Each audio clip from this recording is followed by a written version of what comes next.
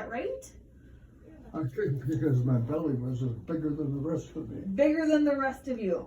Okay. And it was pushing everything up, Okay. and I had all my, it felt as if the lungs and everything else had been pushed up in here. Okay. There was pain all the way across here. Okay. I was distended, just like that. Is it better now? It's not quite out there, but yeah, it's very considered. They found that the catheter, they removed the catheter, and it immediately started working faster.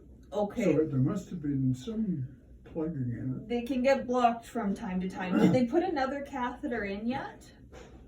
Have they put another catheter in yet? Oh yes. Yes, good. Okay, because I was going to say, I think you need that, so I want to make sure we don't leave it out. Yeah. Yeah. And let's see, what else was wrong there?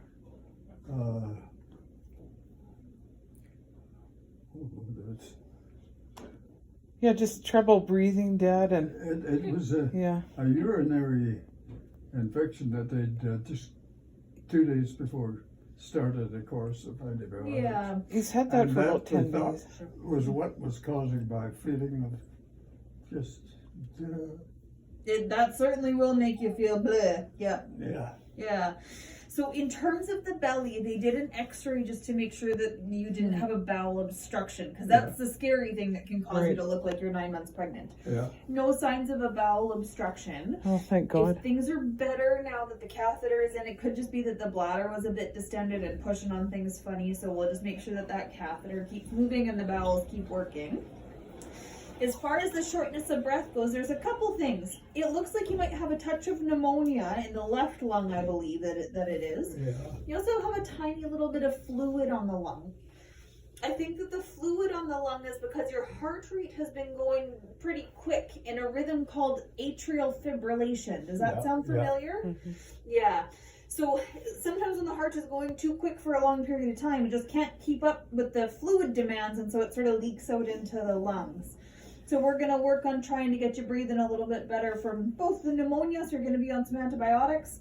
The antibiotics we use for the pneumonia will also cover for the urine, because your urine still looks like there's some signs of infection there. And then we'll give you a little bit more Lasix than you normally get at home. Now, has somebody talked with you before about this irregular heartbeat and how they relate to blood thinners? No. No. Have you been told that you have this irregular heartbeat in the past? No. No. Okay. It didn't look like it was something that had been in your history before. So essentially what it is there's 4 parts of your heart. There's the top parts, which are called the atrium, and the bottom part, which are called the ventricles. Yep. The ventricles are the part that are the big squeeze that either sends the blood to the lungs to pick up the oxygen, or the big squeeze to get the blood out into the rest of the body. The atria are kind of the collecting system from the body and from the lungs. And in atrial fibrillation, the top part of the heart just kind of vibrates. It's not a nice good squeeze like this, it's a vibration like this. And what that means is that blood will sit in the top part of the heart. Instead of it nicely traveling through, it'll sort of sit in the top part of the heart. Mm-hmm. And when blood sits in the heart, it clots. Or when it sits anywhere, really, it clots. That's just how blood works. So normally speaking, when we find this irregular heartbeat, we will actually put people on a blood thinner to help prevent their risk of stroke. Because if you develop a clot in the heart, the way that it travels is it can go up into the brain and it can cause a stroke. Yeah. Of course, we balance that with the risk of bleeding that the blood thinner might cause. Now, when I do your risk of bleeding versus your risk of clotting, your risk of clotting or your risk of stroke is still higher than your risk of bleeding. So it would be our recommendation, just because the whole idea of a non-fatal stroke would affect your quality of life quite a bit. We would actually suggest that we put you on a blood thinner. Are you okay with us starting one while you're here? As far as I can see, it should be. Means another pill, but yeah. Yeah. Yeah. Good. Okay.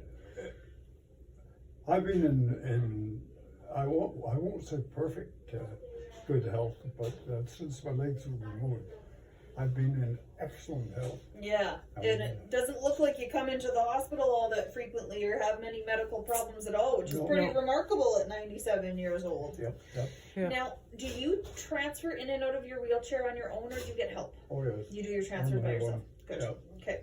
I'm just going to take a quick listen to you, then we'll go and we'll get those antibiotics started, we'll get the blood thinner started, we'll get all these things going, and then you're going to be our guest for at least a couple days while we get this all sorted out, okay? Okay. Good. Okay. You can breathe normally for now.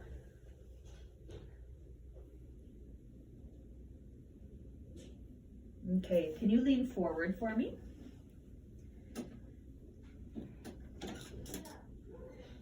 If you can, perfect. That's more than enough. Nice deep breath.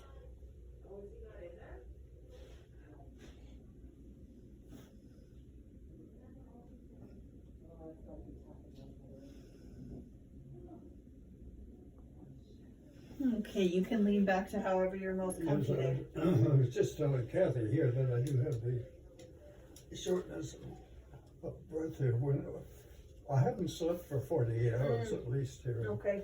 And I've been trying to get off to sleep. And as I start drowsing off, Mhm. I wake up You wake up short of breath. Okay. short of breath. That's usually the fluid that does that. That's quite classic that fluid on the lungs will cause that Okay. problem. So That's with a good. little bit more Lasix, we should hopefully get, which is that water pill that'll get rid of that excess fluid and hopefully get you sleeping a little bit better. Good, good. So, with the atrial fibrillation, does that mean like a pacemaker at some point? No, not necessarily. Not necessarily. So some people will get sort of a variant of atrial fibrillation that is called, we call it tachybrady syndrome. So tachycardia fast, bradycardia slow. So some people will have times where their heart rate goes really, really, really fast, but then they have other times where their heart will go really slow so that we Right. can't use the medications to help keep the heart rate at a normal rate. Right. In those people, we sometimes need to put a pacemaker in just to allow us to find a happy medium between those two. Right. Wouldn't be where we're at for him. And what's causing this? The atrial The- fibrillation? yeah, the- old hearts are more susceptible to getting atrial fibrillation. Certainly can come out more frequently when there is an infection or something else that's going on. But older hearts, which I hate to break it to you, your heart's a little older than mine. They're more prone to getting atrial fibrillation just because the conducting system and how the heart works just gets worn out over time. Right. Right. Good. So, once he gets the pneumonia cleared up and the fluid off, it should be better. So it might be. Now, Yeah. the thing that we don't know is that the last time that he had an ECG or heart tracing was years ago. Yes. He could have been in this rhythm without knowing it for a long time. Oh, okay. So we may see that his heart rate flips back into a normal rhythm after the pneumonia and the fluid and everything Right. are sorted. Right. We might not. And regardless of whether he flips in and out of the irregular rhythm, we keep him on the blood thinner. Right. So So is he likely just to stay in here for now, or? he's going to be admitted to a room upstairs eventually. I don't know Okay. exactly when he'll move up, but he will move up eventually. Okay. Good. Okay, All sir. right. Wonderful. I'm going to go Thanks. get all this started. Thanks, Dr. You're Cuddington. very welcome. Thank you very much. That's a positive prognosis. Yeah, at least you know what you're dealing with. Yep.